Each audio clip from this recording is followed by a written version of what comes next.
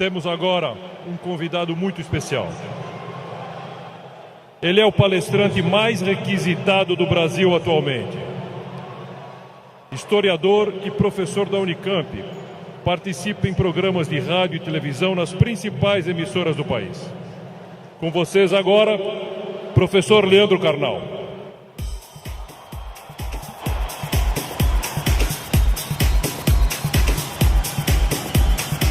Boa tarde. Muito boa tarde. Um imenso prazer estar aqui no Rio de Janeiro. Bem, obrigado. Obrigado. Obrigado. Muito obrigado.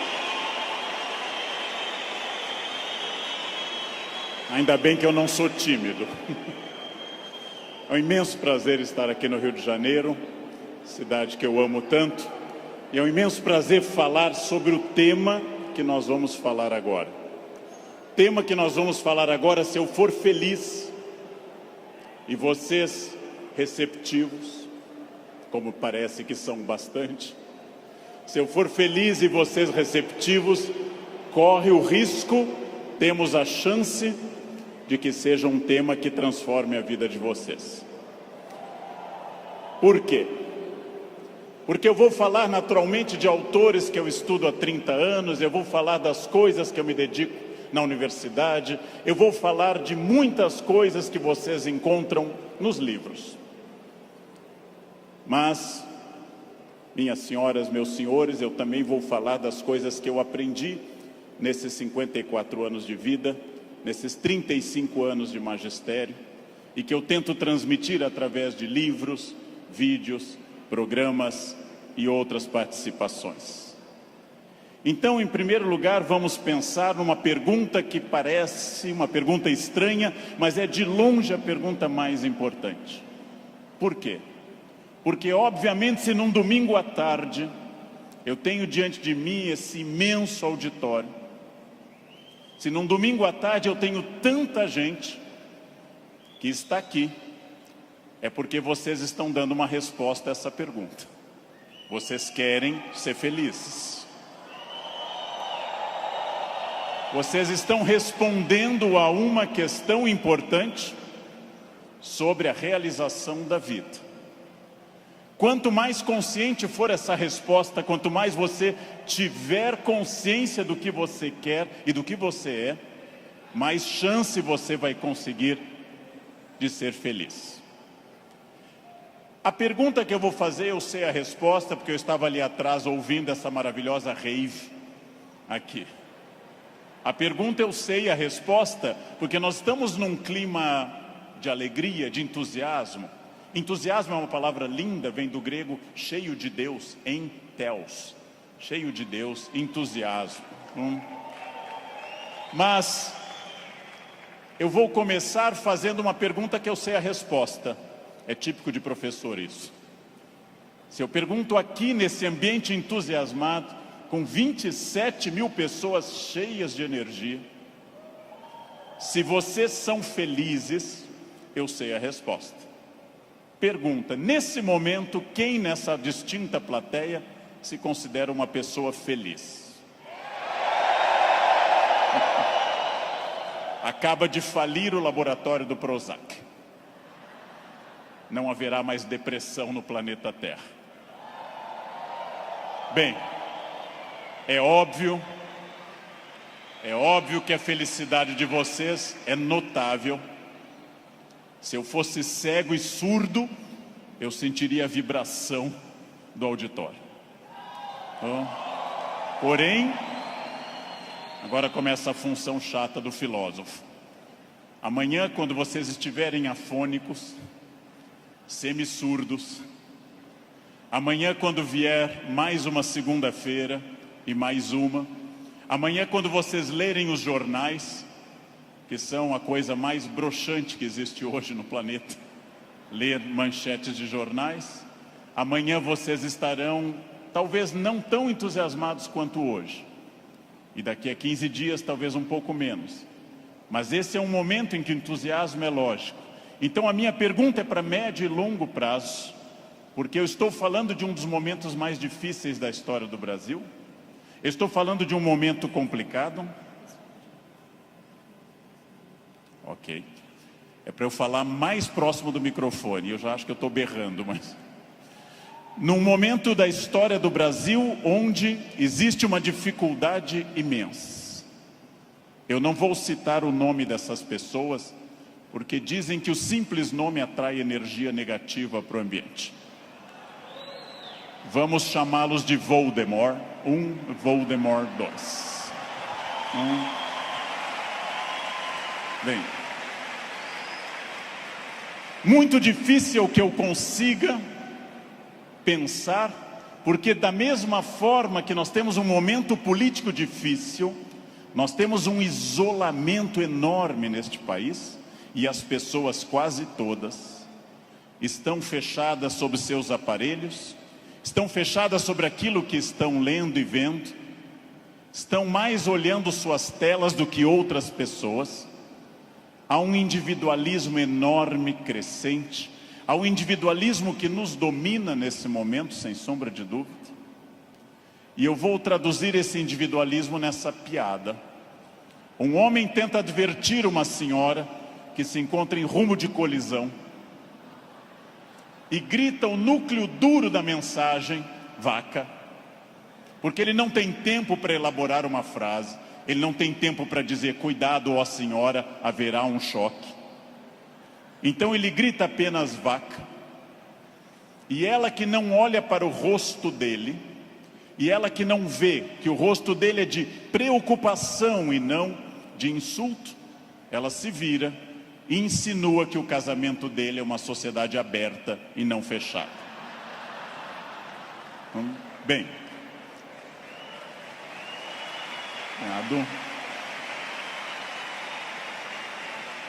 primeiro problema e primeiro conselho que eu dou a vocês, para que vocês reflitam, aceitem ou rejeitem como desejarem. Primeiro conselho importante: olhem para o rosto das pessoas, olhem para o rosto dos clientes, olhem para o rosto de quem está comprando, porque o rosto humano é um livro poderoso que traduz tudo. O rosto humano lhe diz, eu estou adorando, eu estou detestando, eu estou entediado, eu estou entusiasmado. Comecem a olhar para o rosto, comecem a mandar menos emojis e emoticons pelo celular, e comecem mais a olhar para o rosto humano que traduz tudo o que você precisa saber. Chego a sugerir ousadamente que vocês olhem para o rosto das pessoas da própria família, que conversem com maridos e mulheres. Olha a minha ousadia. Que olhem para essas pessoas, que vocês passem a avaliar valores, emoções, sentimentos, que vocês passem a pensar claramente em cada indivíduo único. Essa é uma das grandes chaves do sucesso. Eu tinha um erro, eu tinha um defeito como profissional.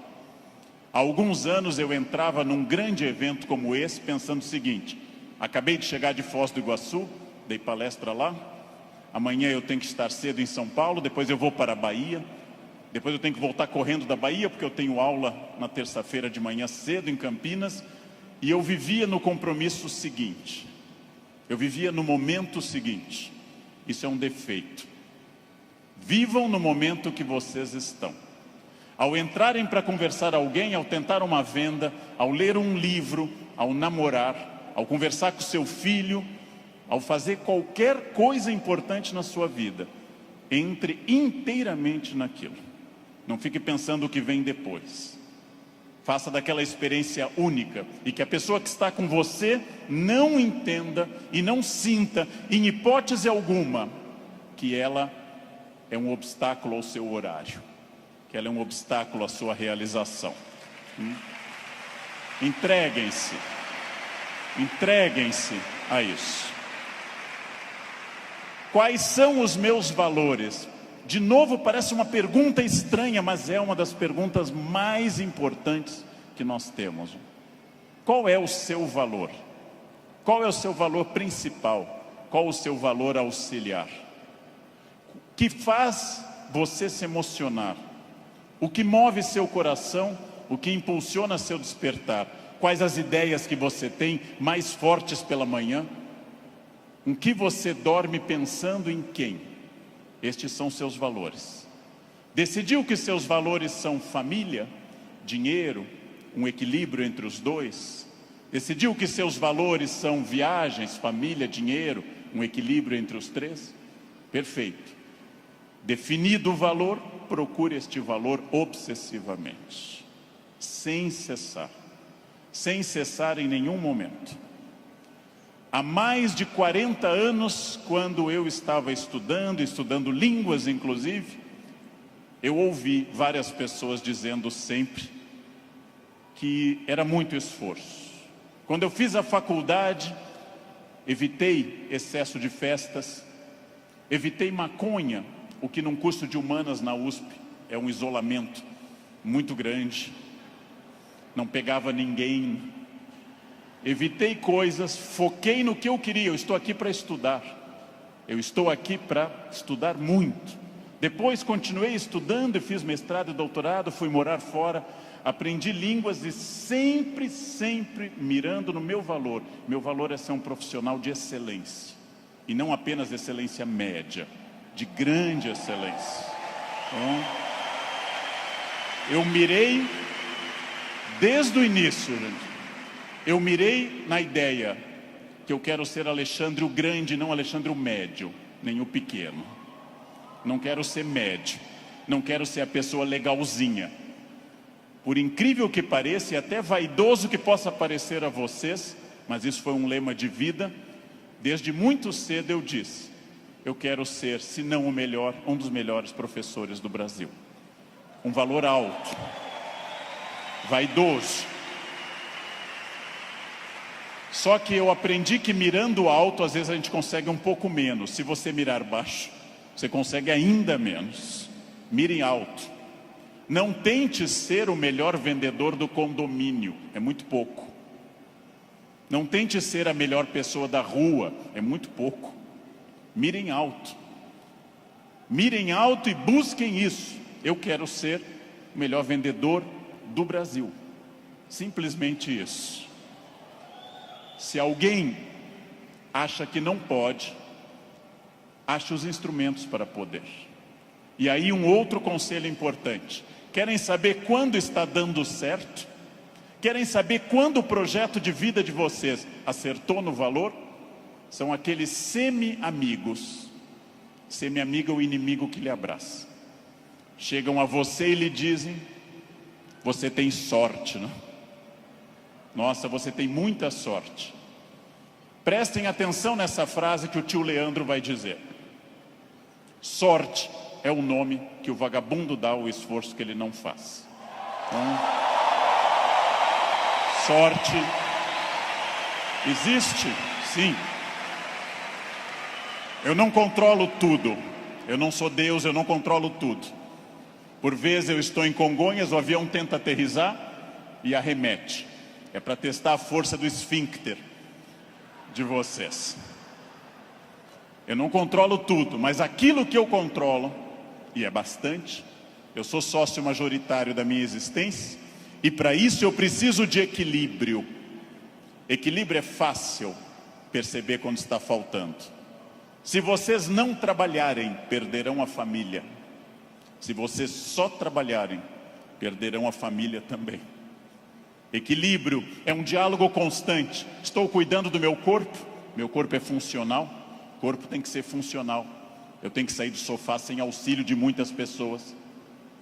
Eu tenho que ser capaz de subir uma escada sem tenda de oxigênio. O corpo tem que ser funcional até a idade que ele é funcional.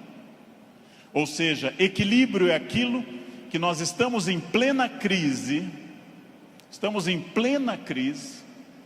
Só que há pessoas neste ano de crise que perderam. Outras se mantiveram e outras prosperaram. Então não é a crise que faz diferença, é a sua reação diante dela. A crise veio para todos os 206 milhões de brasileiros. Há pessoas que afundaram, há pessoas que mantiveram o que tinham, e há pessoas que hoje estão melhores do que estavam há algum tempo. É claro que hoje, no momento da crise, eu vou dar uma pista histórica importante. O que é crise? É quando eu tenho muitas perspectivas diante de mim. Só que a crise é aquilo que separa o amador do profissional. Todo mundo sabe dirigir numa boa estrada em dia de sol.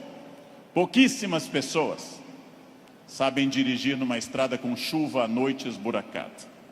A crise separa quem é bom de quem é ruim, o amador do profissional, de quem veio ao mundo a trabalho ou a passeio. Todo mundo sabe, em situação sem estresse, ser calmo. Poucas pessoas são calmas em situação de estresse. Todo professor é ótimo se a turma for ótima. Poucos professores são bons quando a turma é resistente. Todo mundo pode vender para o cliente fácil. Pouca gente pode vender para o cliente difícil. É o cliente difícil que separa o amador do profissional. O outro não precisa. Importante. Crises passam sempre, sem exceção. Toda crise passa. E aqui já vem a pergunta: onde você quer estar quando essa crise passar? Com quem? Onde você quer estar quando essa crise passar? Eu quero fazer muitas perguntas importantes para nós.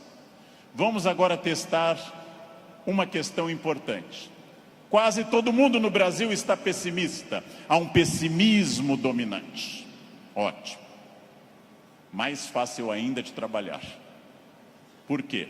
Vamos testar a idade de vocês.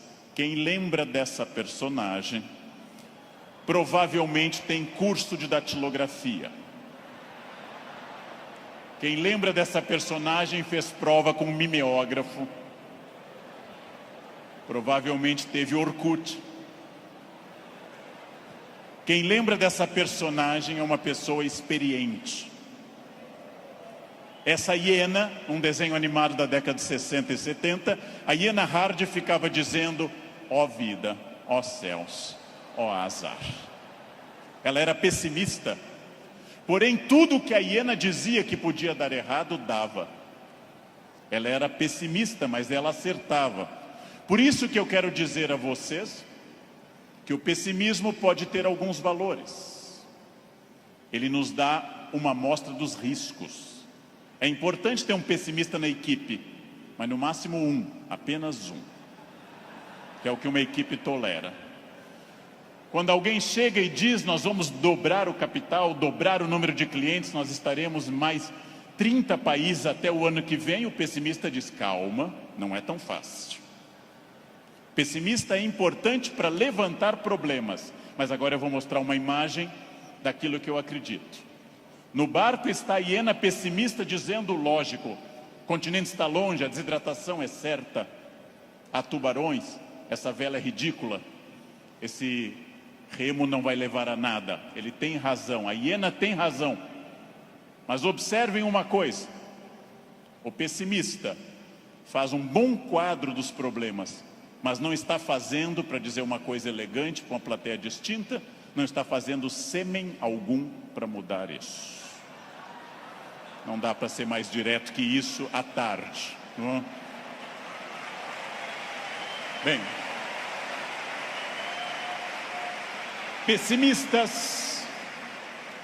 pessimistas são bons para levantar os riscos.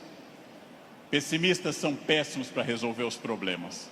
Para eu resolver um problema, para eu resolver qualquer coisa, eu preciso de um otimismo obsessivo. Se eu não for otimista, gente, eu jamais teria casado. As estatísticas me contrariam. Casamento é submarino, pode flutuar, mas foi feito para afundar. Foi feito para afundar. Se eu não fosse tomado de um otimismo obsessivo e doentio, eu não teria filhos, porque é um investimento de retorno muito ruim. Filhos nunca amortizam o que você investe neles. Com filhos você nunca chega ao topo. Pelo contrário, você vai investir centenas de milhares de reais e vai ouvir a frase: eu te odeio. Filho não vale a pena. Casar não vale a pena. Porém, se nossos pais não tivessem tido esse otimismo obsessivo, nenhum de nós estaria aqui hoje. Então, mais uma vez, um conselho forte. Ouçam os pessimistas. Para pessimista não vale a mãe é sempre otimista com vocês. Ouçam um cunhado é bom para isso. Ouçam o cunhado. Ouçam os pessimistas. Vejam o que eles têm a dizer, agradeçam. Enquanto eles falam, tenham aquela reação bovina. Ouçam. Depois agradeçam e comecem a trabalhar com otimismo total. É só assim que se cresce. É só assim que se consegue alguma coisa. Eu não sei quem governará o Brasil no ano que vem. Pela tradição republicana, o pior possível, mas ainda não escolhemos. Eu não sei, aliás, nem quem governará o Brasil no fim deste ano. Eu tenho total incerteza, mas quero garantir a vocês que, apesar da imprevisibilidade, há uma chave na mão de vocês chamada preparo. Quem daqui ler mais livros sobre técnicas boas de venda, estudar mais psicologia de vendas, quem tiver mais método, quem for mais otimista, quem for mais metódico, não sabe o que vai enfrentar, mas estará melhor do que quem não fizer isso. Não sei onde estaremos, gente. Não sei onde estaremos. Vejam, em nenhum momento na graduação de História e Filosofia, em nenhum momento fazendo mestrado ou doutorado ou estudando fora, eu imaginei que um dia eu teria a honra de falar para essa plateia tão numerosa e entusiasmada. Em nenhum momento. Jamais. E não obstante, ter estudado me trouxe até aqui. Ou seja, essa é a chave. Pergunta óbvia, onde você quer estar o ano que vem? Eu não sei o ano que vem, eu não sei 2018, eu não sei 2027, daqui a 10 anos. O futuro é sempre nebuloso. Gente que há 2, 3 ou 4 anos governava este país e tinha uma renda maior que todo esse auditório junto. Hoje está tendo uma hora de sol em Curitiba. Então, o futuro é sempre oscilante. Porém, vamos transformar essas palavras. Substituamos passado por experiência, o que os trouxe até aqui. O presente, ação, esse encontro aqui na Barra. O futuro é estratégia, o que vai ser gestado nesse dia para o que vem pela frente. Se vocês pensarem em futuro como estratégia, entenderão que sim, o futuro é absolutamente imprevisível. Mas quanto mais estratégia eu tiver, mais eu vou controlá-lo. A chuva vai vir para todos. Quem souber nadar melhor vai sobreviver. Esse é um dado óbvio. Bem, mas eu erro bastante. Eu, Leandro, sou hoje melhor professor, porque já errei bastante. Eu, Leandro, erro. Errar é humano. Lembrem que no nosso mito fundacional, judaico-cristão, a primeira empresa do mundo chamou-se Éden, e o proprietário selecionou 2 funcionários, dali mesmo, não fez seleção externa, criou ali dentro do Éden mesmo. Deu apenas uma regra, fez uma semana de compliance e deu apenas uma regra. Só não pode comer uma fruta, o resto tudo pode. Foram lá e comeram. Foram demitidos por justa causa. Foram para o mundo, tiveram 2 filhos. Um matou o outro, Caim matou Abel. Primeira família do mundo, a mais próxima de Deus. 2 infratores, um assassino e um cadáver. Essa é a primeira família do mundo. Uma família que tinha tudo para dar certo, gente. Não tinha sogra, não tinha nora e não tinha genro. Uma família perfeita. E deu errado.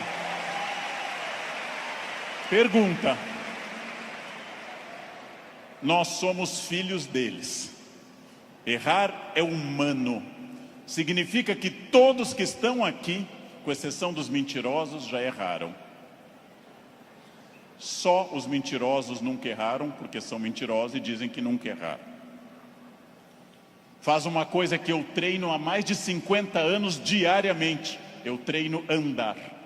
Faz mais de 50 anos que eu treino diariamente e eu tropeço. Erro é um recado. Erro é um recado enviado para dizer que você pode mudar de estratégia, tem que aprender, tem que ter cuidado. Erro é fundamental. Errou, não conseguiu, não atingiu meta, falhou, ótimo. Se você aprender, você será melhor. Senão será só um chorão. Aprenda. Aprenda com o erro, gente. Aprenda com o erro. Erro lhe tira da zona de conforto. O que é a zona de conforto? É aquilo que me deixa satisfeito, feliz. Zona de conforto é aquilo que estraga o meu desafio. Ostra feliz, diz Rubem Alves, ostra feliz não desenvolve pérola. A pérola é a resposta da ostra a isso. Por que a ostra faz uma pérola? Porque um grão de areia a incomoda e ela reveste com madrepérola. Sem isso, a ostra não produziria pérola. Zona de conforto é aquilo que lhe deixa repetindo. Eu caso, e caso como todo mundo com entusiasmo, querendo cuidar muito, fazendo muito afago e afeto, e vou ficando mais confortável no casamento, passo a ficar mais tempo no sofá, passo a usar moletom, passo a beijar minha esposa na testa, sinal claro de declínio erótico. Passo a chamar minha esposa de mãe, que é para não ter nada sexual mais, porque com a mãe ninguém tem nada. Perco a atenção na roupa de baixo, e ela, ao invés daquelas lingeries lindas, de seda e renda, vermelha e preta, passa a usar bege, de algodão, lavadas com sabonete no box, dia após dia. E assim os dias vão se sucedendo e finalmente chegamos ao ponto mais baixo da relação. Os dois passam a usar croque. Acabou. Acabou. Não há sexo com croque, jamais. Bem, salvo se alguém aqui está de croque, é exceção do que eu estou dizendo. Fica muito bem em você. Fica muito bem. O que acontece com a zona de conforto? Eu passo a não querer fazer mais coisas certas nem com entusiasmo. Eu passo a achar que está bom estar no aquário lotado porque é conhecido. E eu não busco um aquário mais desafiador e maior. Tudo o que te agrada te engana. Tudo o que te seduz e te deixa confortável te conduz à mediocridade. Quanto mais você tiver desafios, mais você vai responder a esses desafios. Zona de conforto é muito curiosa, porque ela significa o fim da luta. Saiam da zona de conforto. Pensem seriamente que tudo está em mudança, tudo está envelhecendo, tudo está passando, tudo aquilo que não está se expandindo está encolhendo. Tudo aquilo que não está melhorando está piorando. Isso é a realidade do mundo. Se você não mudar o seu negócio, alguém mais jovem e mais dinâmico vai mudar. Nesse momento, alguém está tendo uma ideia de vendas melhor que a sua. Isto significa que quem se dedica a ser um profissional precisa permanentemente levar em conta essa frase: mudar é difícil, me ensinaram os norte-americanos. Mudar é difícil, não mudar é fatal. Mudar é difícil, não mudar é fatal. Isso é fundamental, gente. Tem duas opções: enfrentar a mudança, enfrentar o desafio e pensar: esse ano eu consegui isso, que bom, e agora? Ah, mas eu já falo inglês. Ótimo. Qual o passo seguinte? Eu já consegui a minha casa, perfeito. Era esse o seu objetivo material? Qual é o passo seguinte nos outros objetivos? Não mudar é fatal. Protagonismo é quando eu entendo que a minha vida não mudou por causa dos astros. Não mudou porque Mercúrio estava retrógrado. Não mudou porque Saturno está sob meu signo. Mudou porque eu agi. Mudou porque eu fiz alguma coisa. Protagonismo é isso. Não é fácil tomar essa decisão. Não é fácil olhar além do horizonte e perder essa ação reativa de quem simplesmente acha está faltando isso, está faltando aquilo. Não é fácil. Não é fácil essa transformação. A visão além do horizonte pressupõe racionalidade, pressupõe previsão. E eu venho de um país que eu amo tanto, este Brasil, apaixonadamente, um país que não gosta de ser estratégico. Todos os dias eu pego avião, gente, todos os dias, como hoje de manhã, como agora à tarde. Todos os dias eu enfrento raios-x e pessoas que passam, aí tem o celular no bolso e voltam. E eu atrás dessa pessoa envelhecendo. E a pessoa passa de novo, as moedas, e volta. A botinha cafona com taxinhas, volta. Depois de 10 vezes a pessoa passa, sem nenhuma estratégia. Chega à porta do Finger, a funcionária pede documento e começa a procurar na bolsa ou na mochila o documento. Naquele momento, o meu já está em ângulo para mostrar para o funcionário. Essa pessoa acha o documento, entra no avião, vai até a metade. E aí, olha o seu ticket, 2A. E começa a voltar, contrariando a piracema que está indo para o fundo do avião. Estratégia é a capacidade de se antecipar à necessidade. Estratégia é estar pensando o seguinte: está dando certo a minha estratégia nesse momento? Ótimo. Está dando certo, já é passado. O que eu vou fazer no futuro? O que eu vou fazer para transformar isso? Racionalidade estratégica. Não existe destino. Eu sou das pessoas que compartilha da ideia que não existe destino. Existem acidentes para todos. O que eu faço com esse acidente me define. Leandro, você fala bem porque você é de aquário. Eu sou de aquário. Aquário é ar. Pessoas de ar falam bastante. Gêmeos também. Você é muito ciumenta, mulher, porque você é de escorpião. Escorpião é tomado pelos ciúmes. Mas que marido exemplar? É câncer. Câncer é água. Chora até a inauguração do supermercado. Mas que chefe autoritário? Áries. Ele é de Áries. É muito autoritário. Que secretária organizada? Virgem. Virginianos têm toque com ordem. Muito bem. Isso é pensamento mágico. Sabe o que é pensamento mágico? Acreditar que a minha vida é determinada por uma constelação na hora do nascimento. Sabem o que é vaidade, que também atrapalha? É ficar pensando agora, por que ele não falou do meu signo até agora? Isso é vaidade. Será que ele vai falar do meu signo? Isso é vaidade. Bem, superem isso. Superem essa ideia de sorte, azar, destino. Introduzam a ideia de decisão, estratégia e trabalho. Sartre diz, o filósofo que morreu em 1980, Sartre diz: não importa o que a vida fez de você. Pausa. Importa o que você fez com o que a vida fez de você. Não importa o que a vida fez de você. Importa o que você fez com isso.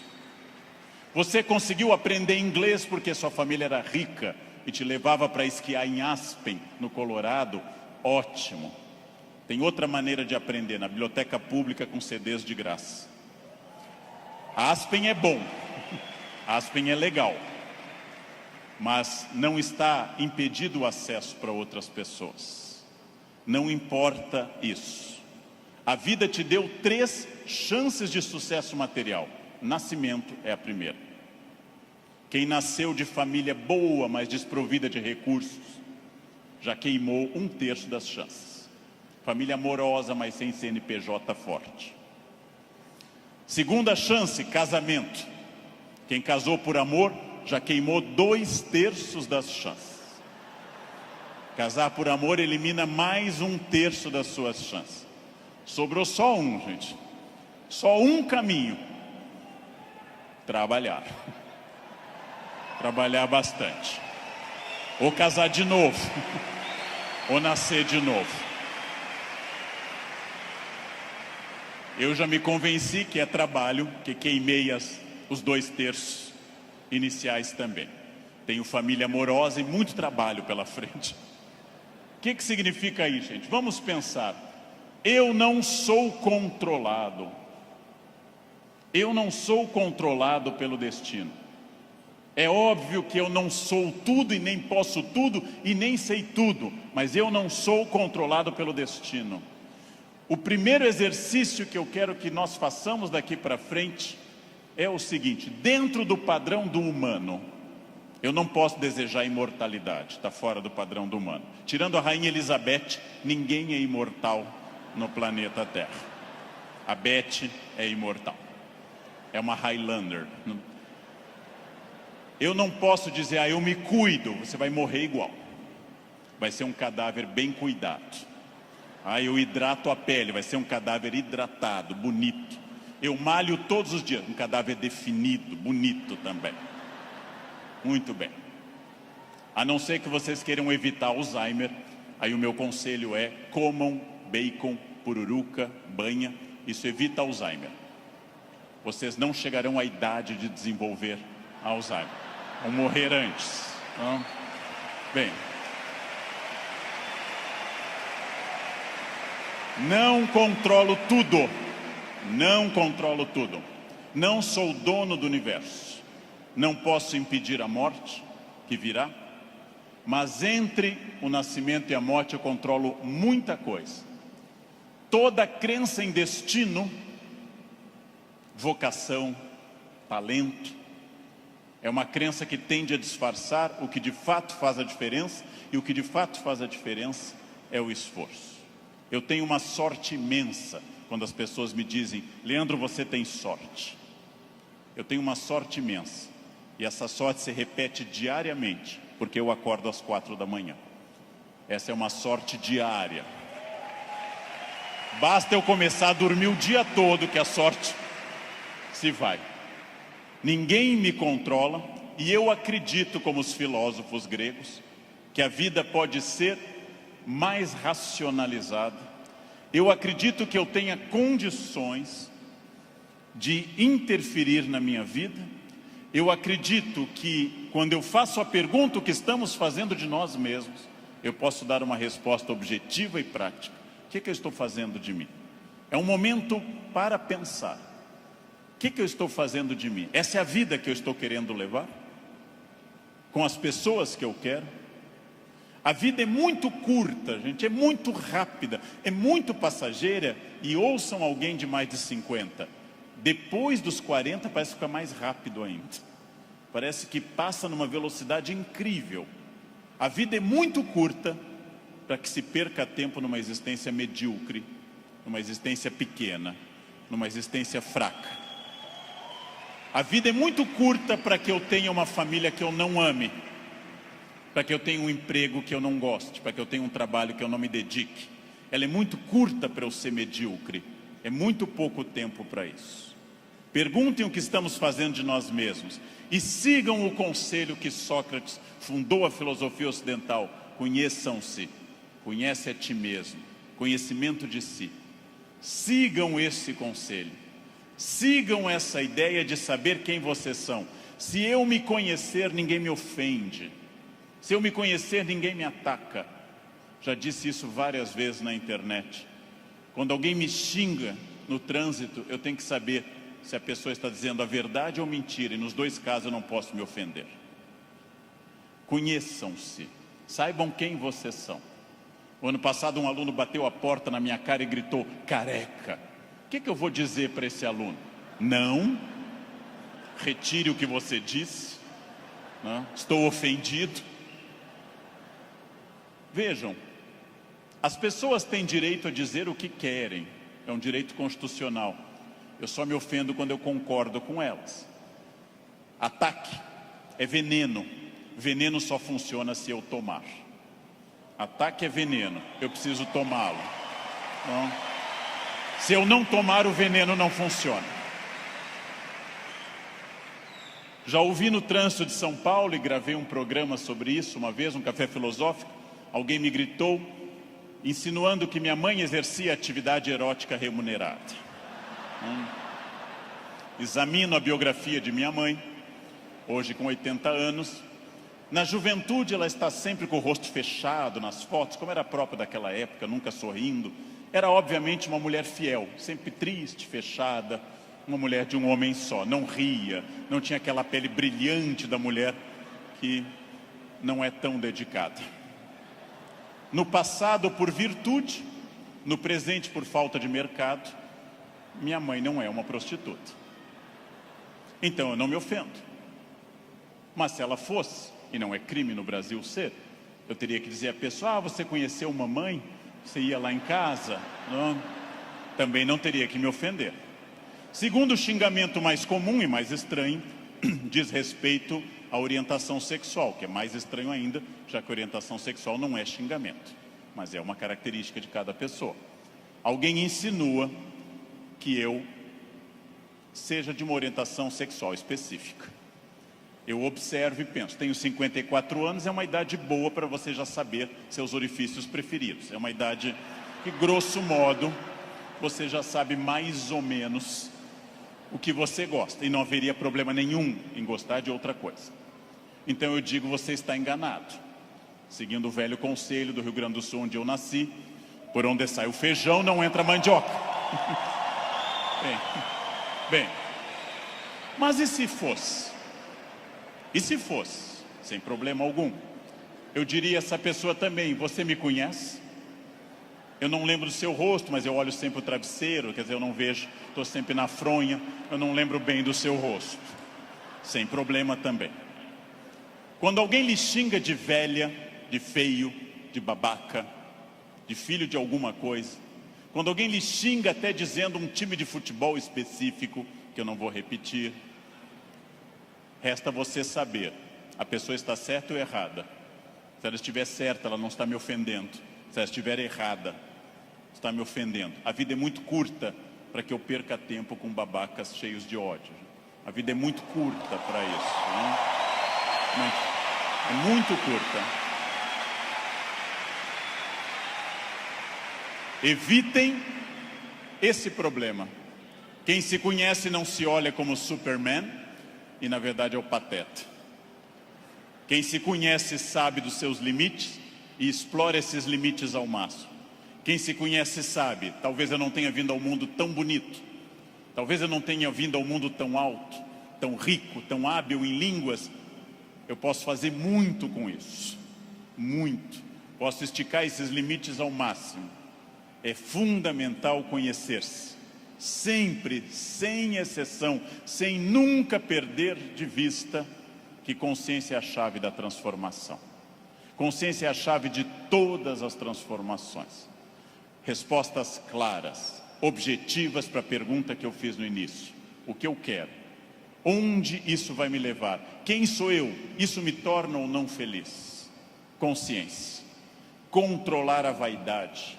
O principal elemento de descontrole de uma vida. Trabalhei para homens muito importantes nesse país, trabalhei com pessoas fundamentais deste país, e quase todos com o mesmo pecado, o pecado da vaidade, o pecado fundacional da humanidade, o de Lúcifer, o pecado de se achar mais do que é, e de achar que os outros concordam com isso. Mire em ser mais do que você é, mas saiba exatamente quem você é, para que o mundo não precise lembrá-lo disso com frequência. É melhor que qualquer pessoa, cobramos mais o corpo com roupas e alguém diga, nossa, você está muito bem, poderia deixar mais alguma coisa à mostra, do que alguém que diga, vai colocar uma burca, meu filho, tá demais. Quer dizer, esperem, saibam quem vocês são, saibam quais as lutas que valem a pena.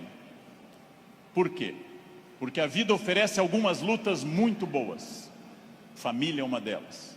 Luta contra o racismo é uma luta muito boa. dedico parte da minha vida a isso. Luta contra a violência sobre as crianças, luta contra a pedofilia, é muito boa. Essas lutas são boas, merecem toda a nossa energia, merecem todo o nosso empenho, talvez até a vida. As outras, não. Não. Escolham a luta, gente. Escolham as lutas. Não é boa luta o trânsito. Não é boa luta. É ridículo brigar no trânsito. A pessoa pode estar simplesmente louca, drogada ou armada. Não lutem no trânsito. Não percam um projeto de vida por causa de um louco.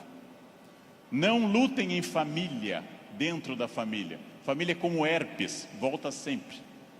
Volta sempre, gente.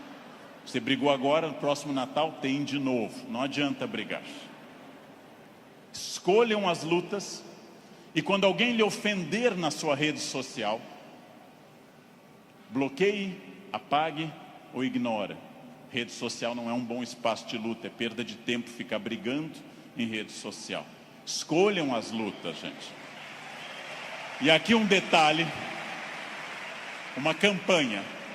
Falando no Brasil inteiro, eu estou lançando uma campanha, gente. Pelo amor de Deus, parem de dar bom dia em grupo de WhatsApp. É a minha campanha. É a minha campanha. Se alguém der bom dia, apaguem simplesmente e pronto. Pronto, falei. Escolham as lutas. O mundo inteiro hoje está centrado em duas coisas: parecer, através de redes sociais, e ter. Ter é bom, se representar que eu vou melhorar com isso. Ter para ser, ter para parecer é ruim. É bom eu ter conforto, é bom eu ter algumas coisas materiais, desde que eu saiba que elas servem à minha felicidade. E não eu sirvo as coisas. Ter e parecer não se confunde com ser. É uma palavra difícil, eu sei. É uma palavra complicada, essa tal de felicidade. Epicuro, filósofo, que eu adoro, dá uma norma muito clara. Viver não é um fardo. Não viver não é um mal. Logo, diz Epicuro que nós devemos honestamente morrer e honestamente viver. Como eu posso ter medo do que é inevitável? Viver é um desafio constante e diário, não é um fardo. Não posso acordar como um condenado, não é um fardo, é bom. E também honestamente aceitar essas coisas. Muito importante, contido nessa imagem de uma escultora norte-americana, Bobby Carlyle, que eu adoro. Essa estátua chama Self-Made Man. Mostra com o talento da escultora, em bronze, uma figura de um homem esculpindo-se. É uma metáfora excelente para todos nós. Eu estou parcialmente pronto, mas eu não sou perfeito. Perfeito quer dizer em latim, feito até o fim. Perfectum, feito até o fim. Eu não sou perfeito. Eu sou perfectível, eu estou em processo de transformação. Eu sou uma pessoa crescendo a cada instante. Eu tenho partes completamente prontas, outras que precisam de melhoras e outras que precisam ser criadas. Eu não estarei pronto até o fim. O jogo termina apenas no fim, construir-se. Qual é a parte que me falta? Qual é a parte que eu preciso melhorar? Qual é a parte que eu tenho que transformar? Talvez eu seja muito bom quanto a horários, quanto a sair da cama, mas eu sou bom quanto a resiliência, ou seja, enfrentar as pequenas crises cotidianas. Eu sou bom com resiliência e com horários, mas sou muito irritadiço. Tenho que trabalhar isso no meu autoconhecimento, num processo de psicologia, tenho que trabalhar minha irritação. Eu tenho partes a serem melhoradas. Meu português não é bom? Leia, aprende, estude. Eu tenho partes a serem melhoradas. É isso que nós chamamos de construir-se, fazer-se, tornar-se melhor. Não acreditar naquela síndrome de Gabriela, cravo e canela. Eu nasci assim, eu sou sempre assim. Gabriela, não existe isso. Não existe nada que eu não possa transformar dentro do padrão do humano. Construir-se, fazer algo novo, fazer uma ideia nova, interferir no meu corpo, na minha renda, na minha família. Freud morreu em Londres fazendo essa pergunta nos seus 2 últimos anos de vida, 1938 e 39. O que as pessoas buscam tanto a infelicidade e quando encontram, ficam admiradas como se fosse uma coisa surpreendente? Por que as pessoas mantêm uma família difícil, em ambiente difícil? Por que fazem programas ruins, estressantes? Porque ano após ano repetem o mesmo erro. E depois, quando vem a infelicidade, na forma de insônia, ansiedade, depressão, angústia, elas ficam surpresas. O que houve com a minha vida? Houve o que você fez. Houve o fruto do seu projeto. Houve a sua ação, houve a sua mão neste cinzel. Trabalhem. Uns têm que trabalhar mais. Uns precisam um esforço maior. Tem gente que anda 5 minutos na esteira e define abdominais. Eu tenho raiva dessa gente. Tenho raiva. Tem gente que come brigadeiro dia e noite e está com 2% de gordura. Quero que morram. Eu vou ter que comer capim sem parar. Vou ter que correr daqui até o Recreio dos Bandeirantes e voltar fazendo num pé só para perder 100 gramas em 2 meses. Não é fácil. E devo dizer a vocês, vai piorando com o tempo. Não é fácil, mas é possível para todo mundo. É possível para todo mundo. Esculpam-se. Criem-se. Façam algo assim. Sejam alguém diferente. Façam algo que transforme a sua vida. Parem de ficar na estrada lamentando o que teria sido. Tirem o futuro do pretérito da cabeça de vocês. O que teria sido não tem importância. Só tem importância o que é e o que será. O presente e o futuro. Só. Ah, se eu tivesse feito isso. É irrelevante o futuro do pretérito no projeto de vida. Condicional em inglês. Não existe isso. Não pensem em nada que não seja fruto dessa ação. É isso que eu tenho perseguido sistematicamente nos últimos anos. Aquilo que eu quero, as metas que eu desejo, o mundo que eu quero ver, seguindo o conselho do grande Mahatma Gandhi, líder da Índia, seja você o mundo que você deseja ver, ou seja, anuncie em você o mundo que você deseja ver. Como eu quero um mundo mais ecológico, eu vou reciclar lixo em casa. Como eu quero um mundo mais humano e mais educado, eu serei mais humano. Como eu quero um trânsito mais cidadão, eu serei um melhor motorista. Como eu quero combater a violência entre as pessoas, eu serei menos violento. Eu sou a transformação que eu quero ver no mundo. Parem de se espelhar no mundo, construam essas coisas, digam a si mesmos onde querem estar, com quem, com qual corpo, com qual renda, em qual casa, e persigam esse objetivo. Persigam esse objetivo. Pronto, simples. Num livro que eu acabei de ler, conta o autor que o grande pianista deu um concerto aqui no Rio, Arthur Moreira Lima, que eu admiro muito, tocou maravilhosamente Chopin, e ao final uma senhora simpática chegou e disse a Arthur Moreira Lima: nossa, eu daria minha vida para tocar como o senhor toca. Ele respondeu: eu dei a minha. Essa é a chave. Eu dei a minha. Eu dei a minha vida significa eu fiz todo o esforço para isso. De novo a pergunta com a qual eu iniciei essa fala. Você é feliz? Esse grupo respondeu com entusiasmo que era feliz. Perfeito. A gente sabe que talvez, uma ou outra pessoa aqui, 2 ou 3, talvez não sejam tão felizes, mas levantaram a mão porque ficava chato. Talvez. Mas a próxima pergunta é muito importante também. Se há algo que me incomoda, em qualquer campo, se há algo que me perturba, se há algo que me tira o sono, se há algo que eu poderia melhorar, se eu quero um outro modelo, o que pode ser feito a partir de hoje para mudar esses pontos complicados? Em janeiro eu me reuni com os meus alunos E um deles me disse: depois do carnaval eu vou estudar francês. E eu disse: você vai desfilar? Você é destaque em alguma escola? Você vai trabalhar na escola do samba, na cidade do samba? Não, então começa essa noite, e não depois do carnaval. Essa noite. Não depois do carnaval. Segunda-feira eu vou perder peso. Não. Hoje. Vão a pé para casa. Começa hoje. Eu preciso ir até São Paulo a pé essa semana. Vocês não podem pensar nisso para depois.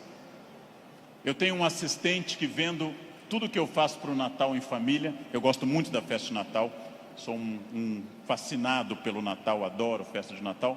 Ele disse: nossa, como eu gostaria que o Natal fosse assim lá em casa. E eu perguntei: e o que você acha que acontece para ser assim na minha casa? Anjos descem dia 24 e trazem a ceia e as atrações prontas, ou você me vê desde outubro no telefone indo atrás disso? O Natal será o que você quiser que ele seja. Será o que você quiser que ele seja.